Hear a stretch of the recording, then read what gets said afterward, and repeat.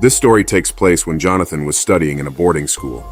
He was just 13 years old when an incident occurred.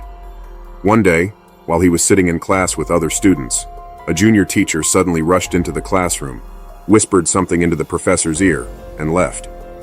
The professor immediately ended the lesson for the day and informed the students that something had happened in the building next to the school, leading to a complete lockdown. No student was allowed to leave the hostel or school premises. The truth was terrifying.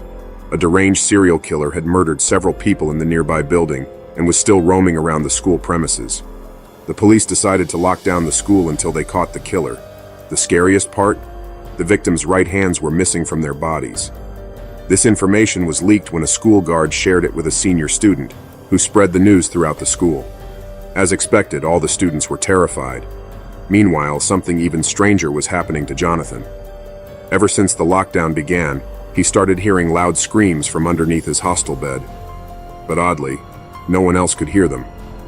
One night, as he was sleeping, he heard the scream again.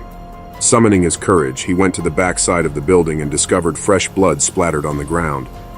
Following the blood trail, he reached a large sack near the guards' quarters, from which blood was dripping. Jonathan ran towards the hostel warden's room to report what he had seen, but just then, he heard strange noises coming from inside the sack. Suddenly, a severed hand crawled out and began moving toward him. The terrified 13-year-old boy screamed and ran away. Moments later, he saw multiple severed hands rising from the sack and chasing after him. Jonathan kept screaming for help, waking up the hostel warden and other staff members. The school principal immediately called the police. The teachers gathered all the students in a hall and locked them inside for safety. Jonathan, still shaking and crying, recounted what he had witnessed.